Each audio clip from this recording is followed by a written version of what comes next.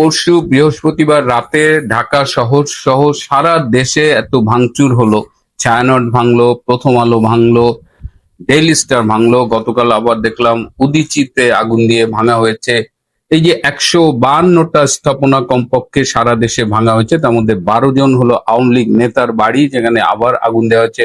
32কে 2 দফা আবার আক্রমণ করা হয়েছে, ভাঙচুর করা হয়েছে। এই এত কিছু ঘটনা ঘটলো এবং ঢাকার একদম প্রাণ কেন্দ্রে, ক্যান্টনমেন্টের একদম কাছে, অথচ আমরা সেখানে পুলিশি তেমন কোনো তৎপরতা কেন দেখলাম না? কেন সেনাবাহিনী সময় মতো সেখানে এলো না? যদিও দেরি করে এসেছে, সেখানে আবার উপস্থিত জঙ্গিদের কাছে সময় চাচ্ছে যে আমাদের 20 মিনিট সময় দেন, আমরা একটু ভেতরে গিয়ে চলে আসব। কেন এরকম হলো? আপনার কি একবার প্রশ্ন জেগেছে মনে যে কাদের নির্দেশে, কি উদ্দেশ্যে এই ঘটনাগুলো ঘটলো, এই ভাঙচুরের ঘটনাগুলো ঘটলো? এবং বিশেষ করে মুক্তিযুদ্ধের সাথে সম্পর্কিত ছায়ানট সহ আরো অনেক প্রতিষ্ঠান কেন ভাঙচুর করা হলো? এবং আরো ইন্টারেস্টিং হলো, এখানে উদীচী গত বছরের জুলাই আগস্টের যে জঙ্গি অভ্যুত্থান, যে মোল্লা সেনা অভ্যুত্থান, সেখানে উদীচীর ভূমিকা আপনাদের নিশ্চয়ই মনে আছে। তারাও সেদিন লাল বদর সেজেছিল। আর প্রথম আলো, ডেইলি স্টারের কথা কি বলবো, এটা আপনারা সবাই জানেন। এই সামগ্রিকভাবে বাংলাদেশ বিরোধী যত ষড়যন্ত্র হয়, গণতন্ত্র বিরোধী যত ষড়যন্ত্র হয়, -2 যত ষড়যন্ত্র হয়, বিরাজনীতিকরণের পক্ষে যত ষড়যন্ত্র হয়, সবখানে প্রথম আলো এবং ডেইলি স্টার থাকে। কেন এই প্রতিষ্ঠানগুলো ভাঙা হলো? আমার মনেও আপনাদের মতো প্রশ্ন জেগেছিল। আমি এই প্রশ্নের উত্তর খুঁজতে খুঁজতে যখন উত্তর পেলাম, তখন আমি এতটাই অবাক এবং ব্যথিত হয়েছি যে আজকে আপনাদের সাথে সেটা নিয়েই কথা বলবো। তবে তার আগে আরো জরুরি কিছু বিষয় আমি একটু শেয়ার করতে চাই। আজকে বাংলাদেশে 6 জন সেনা কর্মকর্তার লাশ এসেছে। আপনারা জানেন যে তারা জাতিসংঘ শান্তিরক্ষী বাহিনীতে কর্মরত ছিল এবং সুদানে এক হামলায় তারা নিহত হয়েছে এবং আরো প্রায় 10 বা 11 জন আহত হয়েছে। যারা আহত হয়েছে তারা বর্তমানে কেনিয়ার নাইরোবিতে আগা খান হাসপাতালে চিকিৎসাধীন এবং সবাই মোটামুটি আশঙ্কামুক্ত।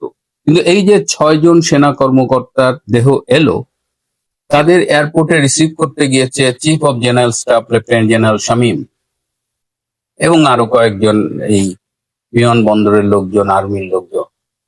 কিন্তু বাংলাদেশের বর্তমান অন্তর্বর্তীকালীন সরকারের কোনো একজন উপদেষ্টার সময় হয়নি এই 6টি লাশকে এয়ারপোর্টে রিসিভ করতে যাওয়ার।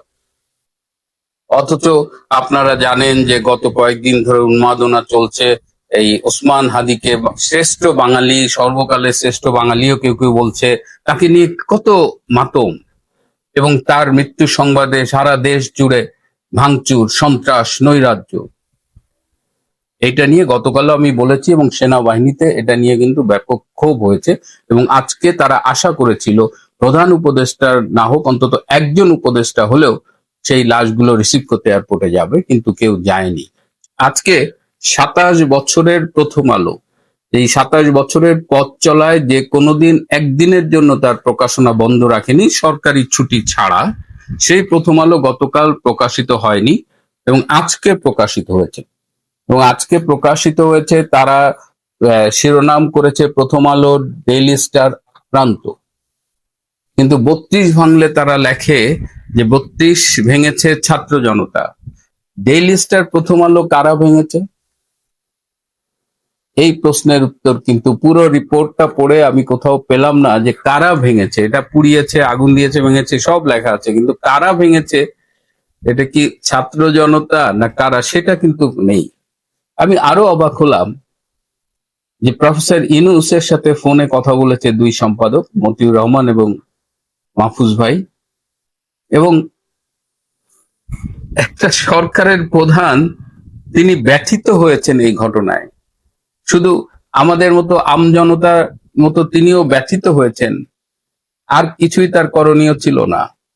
এই যে প্রকাশ্যে একেবারে ভাঙা হলো, তার কি এটা ঠেকানোর কথা ছিল না? এটা কি সরকারের দায়িত্ব না?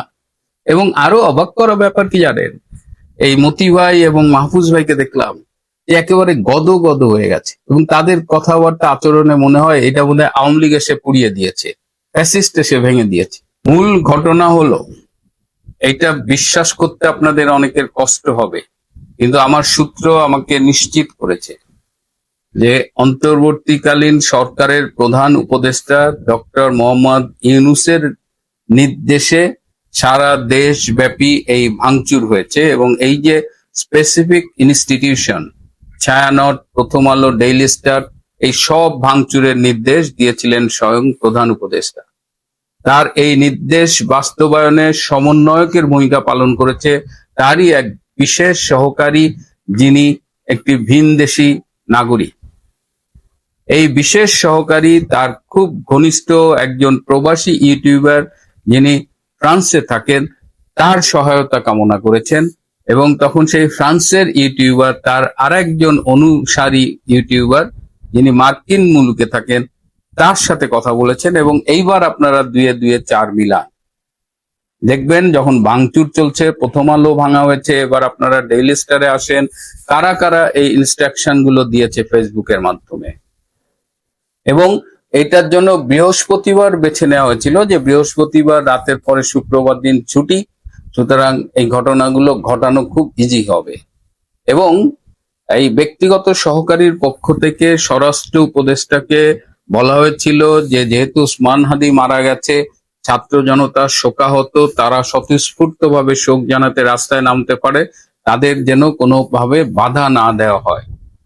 স্বরাষ্ট্র উপদেষ্টা যখন বুঝতে পারেন যে এরকম ভাঙচুর হবে এবং সেই ভাঙচুরে তার আইন শৃঙ্খলা রক্ষাকারী বাহিনী বাধা দেবে না, তখন তিনি মোবাইলটি অফ করে রাখেন। কারণ তিনি জানেন যে ঢাকা শহরে বা সারা দেশে যখন এই সন্ত্রাসী ঘটনাগুলো ঘটবে, ভাঙচুর হবে, তখন স্বভাবতই মানুষজন স্বরাষ্ট্র উপদেষ্টাকে খুঁজবে। বৃহস্পতিবার রাতে যারা স্বরাষ্ট্র উপদেষ্টার সাথে যোগাযোগের চেষ্টা করেছেন, অনেকেই খেয়াল করেছেন তার মোবাইল বন্ধ ছিল। এবং যখন এই সন্ত্রাসী ঘটনাগুলো ঘটে, তখন পুলিশের আইজিপি ডক্টর বাহার, তিনি স্বরাষ্ট্র উপদেষ্টার পরামর্শ পাওয়ার জন্য তাকে ফোন করে দেখেন তিনি মোবাইল বন্ধ। এবং এক পর্যায়ে আইজিপি নিজেও তার মোবাইলটি বন্ধ করে রাখেন। পরে ঘনিষ্ঠ একজনের কাছে স্বরাষ্ট্র উপদেষ্টা খুব দুঃখ করে বলেছেন যে ভালা মানুষের ভাত নাই। তো এই যে মানে টেকনিকটা দেখেন, ডক্টর ইউনূস এটা তার সুন্দর মেটিকুলাসলি ডিজাইনের মাধ্যমে এই কাজটা করেছে। এই ঘটনাগুলো ঘটার পরে, এই যে এতগুলো কমপক্ষে 10 জন মারা গেছে সারা দেশে, কোনো ঘটনায় কোনো মামলা হয়নি। আন্তর্জাতিক মিডিয়া যখন ময়মনসিংহের ভালুকার ঘটনাটি এলো, যেমন এই যে দীপুকে পুলিশ অ্যারেস্ট করেছিল, তাকে থানা থেকে বের করে নিয়ে পিটিয়ে হত্যা করে তারপরে তাকে ঝুলিয়ে পুড়িয়ে দেওয়া হয়েছে।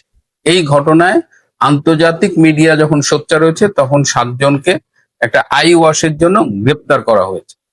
এদিকে ডক্টর ইউনূস আবার জাতিসংঘ মানবাধিকার কমিশনের খুব উচ্চ পদস্থ কর্মকর্তা, তার ঘনিষ্ঠ বন্ধু, তার সাথে যোগাযোগ করে বলেছেন যে এরকম একটা ঘটনা ঘটেছে। কারণ প্রথম আলো, ডেইলি স্টার, ছায়ানট, এইসব ঘটনারও একটা ইন্টারন্যাশনাল ইম্প্যাক্ট হয়েছে। এই ইম্প্যাক্টের ফলে ডক্টর ইউনূস তখন তার বন্ধুর কাছে, জাতিসংঘের বন্ধুর কাছে সহায়তা কামনা করেন। এবং বন্ধু বলছেন যে ঠিক আছে doctor Yunus, you live it on me, তুমি আমার উপরে ছেড়ে দাও, আমি এটা ম্যানেজ করবো। এবং তারপরেই দেখেছেন জাতিসংঘ মানবাধিকার কমিশনের পক্ষ থেকে ওসমান হাদির মৃত্যুর ব্যাপারে বিবৃতি এসেছে। এবং তারা, আমি অবাক হব না যদি দেখি যে তারা একটা ইনভেস্টিগেশন টিম পাঠায় দিছে বাংলাদেশে। জাতিসংঘের মহাসচিবও দেখলাম ওসমান হাদির মৃত্যু নিয়ে কথা বলেছে।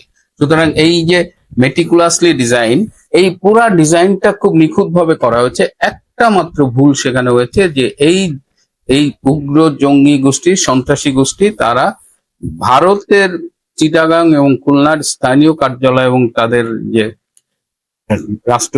রাষ্ট্রদূতের পক্ষে যিনি থাকেন, দূতাবাসের পক্ষে, তার বাসভবন আক্রমণ করেছে। That was the only mistake doctor Yunus committed. এবং এটার জন্য তাকে মাসুল দিতে হবে। আমি জানি আপনারা অনেকেই অবাক হচ্ছেন, কিন্তু ডক্টর ইউনূসকে যারা এখনো চেনেননি, তারা একটু মিলিয়ে দেখবেন যে এই মানুষটা এরকমই। এবং খুব নিখুঁত ভাবে তিনি এই ওসমান হাদির মৃত্যুকে কেন্দ্র করে তিনি আজকে এই যে সংসদ ভবনে লোক আনা টানা, তিনি একটা গত বছরের জুলাই আগস্টের একটা ভাই বানার চেষ্টা করছেন। কারণ তিনি সরকার পরিচালনায় ব্যর্থ, বাংলাদেশের অর্থনীতি ধ্বংসের মুখে, বাংলাদেশের জঙ্গিবাদের সর্বত্র উত্থান ঘটেছে এবং সারা পৃথিবীতেই বাংলাদেশের এই বাস্তব অবস্থাটা কিন্তু মিডিয়ার কল্যাণে, সামাজিক যোগাযোগ মাধ্যমের কল্যাণে এবং নিজস্ব সূত্রের মাধ্যমে সব দেশের কাছেই পরিচিত। সুতরাং এই জায়গা থেকে ডক্টর ইউনূস, এবং কষ্ট এই জায়গায় লাগে যে এই প্রথম আলো ডক্টর ইউনূস এবং তার উপদেষ্টা পরিষদকে ক্ষমতায় বসানোর জন্য অনেক ভূমিকা রেখেছে, এবং ডেইলি স্টার, সেই প্রথম আলো ডেইলি স্টারের এই বিপদের দিনে ইউনূসের কোনো উপদেষ্টা পাশে গিয়ে দাঁড়ায়নি। এটাই রাজনীতি, এটাই ইউনূসের মেটিকুলাসলি ডিজাইন প্ল্যান। প্রিয় বন্ধুরা, আজ এ পর্যন্তই। ভালো থাকবেন, সুস্থ থাকবেন, তার চেয়েও জরুরি হলো নিরাপদে থাকবেন। সবাইকে অনেক ধন্যবাদ।